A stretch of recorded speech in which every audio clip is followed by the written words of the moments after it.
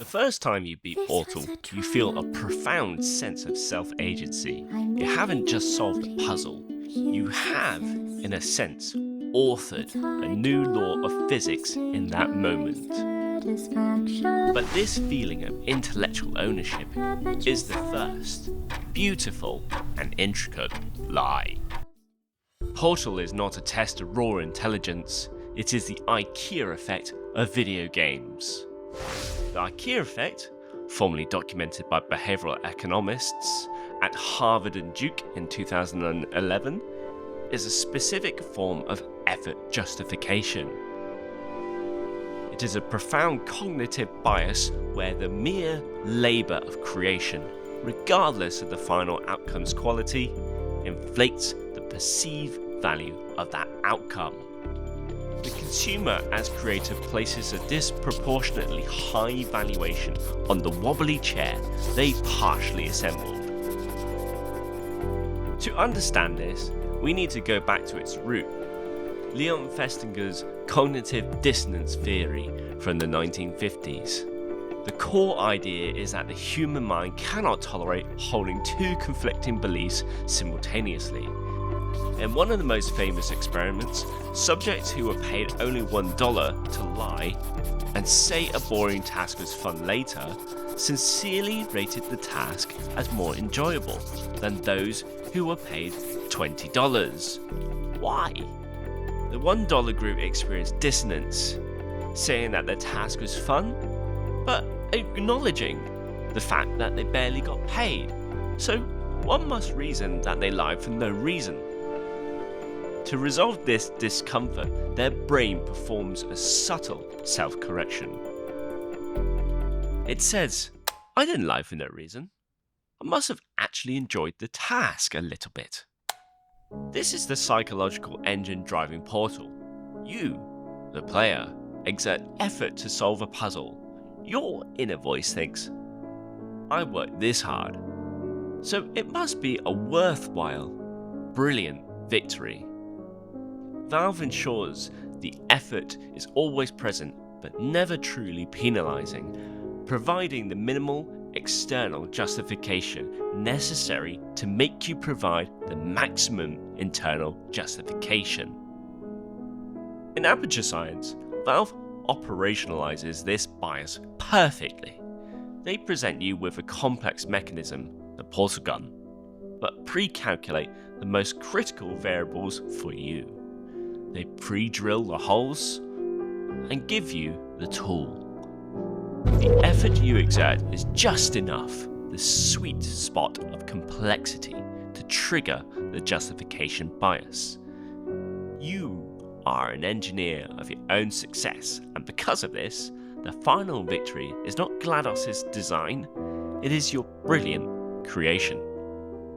Valve lets you take credit for the carpentry, thus making their game feel less like a guided tour and more like a personal discovery. And the greatest irony, the blueprint for the lie wasn't even theirs. Portal was based on a student game called Narbacular Drop. Valve recognised the raw, brilliant mechanic, hired the team, gave an engine, and essentially said, make this, but in the source engine. Portal begins with a deeply rooted psychological exam. Most games teach you controls with a command like press X to crouch. Portal uses biology. This is the mirror self-recognition test. Only a handful of species, great apes, dolphins, and magpies, pass this test. Birds can recognize themselves as well. Researchers have shown this for the first time by placing different colored dots on magpies' necks. The birds could only catch a glimpse of the stickers if they looked in the mirror. Here you can see a bird scratch its neck when it notices a brightly colored sticker. Some magpies tried to remove the sticker with their beaks while others used their feet. Birds that were tagged with black spots that blended in with their feathers didn't react when they looked in the mirror. By forcing you to see yourself through a portal in the very first minute or so, Valve bypasses the tutorial text entirely. Your brain instantly confirms, that is me. Physics applies here. I am the subject. But this is where Portal parts ways with the most challenging games in our medium. Most psychological games ask you to actively fail your intuition test. Think of the intense focus on the face reading in LA Noire, where a subtle twitch can be the only sign of a lie, forcing you to constantly second guess your gut. Or the raw cognitive struggle to reconcile contradictory clues and choose a moral path in Disco Elysium. These games are explicitly designed for you to misinterpret the cues and compel a conscious, painstaking override of your human bias, rewarding intellectual friction and moral ambiguity.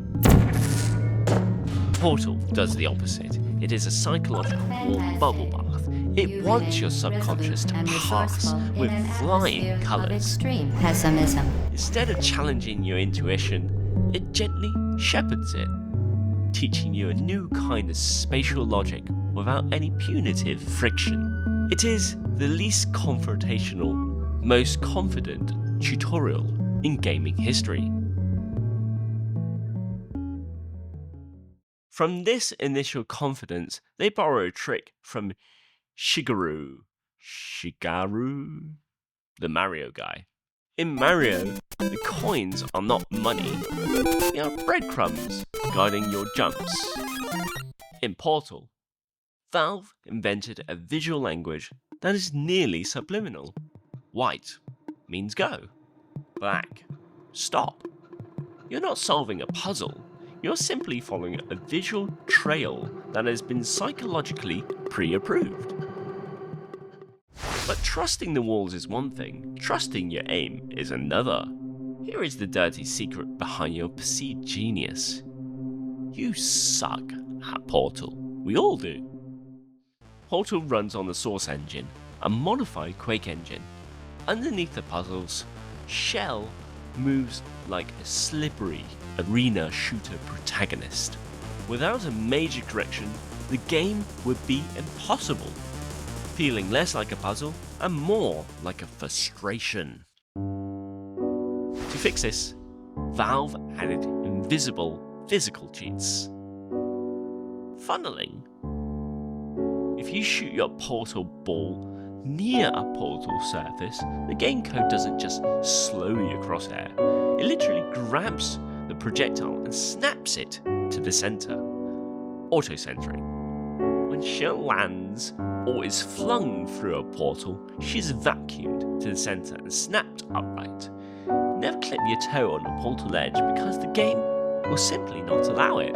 This is far more aggressive than the standard console aim assist. In a title like Halo, the assist is a gentle nudge, a subtle pull that helps the player's crosshair settle on a target. It's a helping hand, not a takeover. In Portal, however, the intervention is much more profound and systematic. This intervention in Portal stands in stark contrast to what defines an honest 3D platformer. To understand Portal's manipulations, we must first look at a game that respects the player's input and integrity of its own geometry. A classic example is Spyro the Dragon. The core mechanic of the guide in Spyro is a pure, uncheated test of the player's spatial awareness and timing. That glide is a mechanic with precise, fixed limitations. It travels a specific distance, determined solely by the game's physics engine and momentum you build before jumping. The game gives you absolutely no quarter. You succeed because your spatial judgment was perfect, or you fail because it wasn't. The feedback is direct, immediate, and unambiguous. So, does knowing all this, the aim assist, and the IKEA effect ruin the game? Does knowing the lie make Portal worse? No.